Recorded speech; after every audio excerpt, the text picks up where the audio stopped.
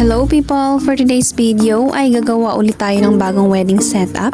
Andito tayo sa Pitawan, Hingyon, Ifugao. Medyo late tayo ng dating dahil nagkaroon lang tayo ng konting aberya sa paghahakot ng gamit. Umpisa pa lang talaga ay nasusubok na ang katatagan at pasensya ni Inday. Maaari ang hirap nito pero syempre kahit ganun, tuloy ang laban mga auntie. Di mo naman pwedeng takbuhan na lang. Magpapaka-superwoman na naman tayo to the max. Kung career lang din ang pag-uusapan, marami tayong roles sa trabahong ito. Minsan event designer. Pero ang madalas at matindi, nagiging pole dancer tayo kakaakyat sa mga poste. Kapag nga ganitong event, hindi na tayo nag-iinarte sa pag-akyat. Sa dami ba naman ng kailangang isabit dyan, ay sorry. Pass muna tayo sa pagiging dalagang Pilipina. Time check ulit sa atin. 10 AM na nung nakarating tayo dito sa venue. Mabuti na lang at medyo malamig-lamig dito sa part na to ng Ifugao at hindi na naman tayo iritable sa init.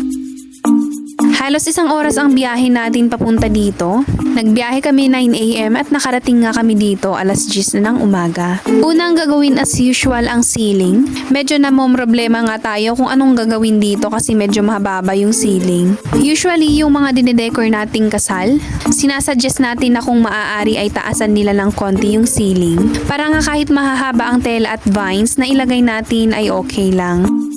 Kapag nga kasi ganitong mababa ay kailangan pa nating i-adjust kung gaano kahaba ang mga isasabit natin dyan. Kapag may sasayaw, baka mahablot pa nila yung mga nakasabit dyan nang hindi sinasadya. Kung lasing ang mga sumasayaw, minsan aakalain mong nasa bar, kaya talagang hindi safe ang mga isasabit mo dyan kapag ka nga ganitong mababa ang ceiling.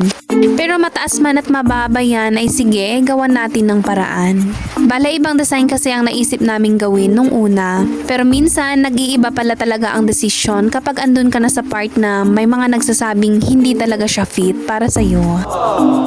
In short, di kayo bagay. Char. Minsan kahit anong adjust mo kung talagang tadhana na ang nagsasabing hindi pwede, ay talagang hindi kayo pwede. Minsan mapapatanong ka na lang ng, bakit nga ba? Kaya dapat wag mainitin ang ulo. Baka kahit anong sorry mo, naging persona non grata ka na sa buhay niya. Oh no! Char. Nakikiuso lang. So ayun na nga, balik tayo sa ginagawa natin. We tried so hard dyan sa ceiling pero dahil hindi pwede ay nag-adjust na lang tayo sa height. Ganun lang naman, paikot-ikot tayo dyan hanggang natapos din. At pagkaraan nga ng ilang oras ng pag-aayos ay ito na ang ating final look.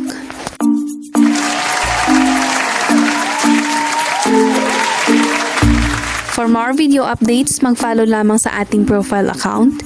Huwag din kalimutang mag-share at ibahagi sa iba ang ating video. Maraming salamat at kita-kits ulit sa ating susunod na video. Bye!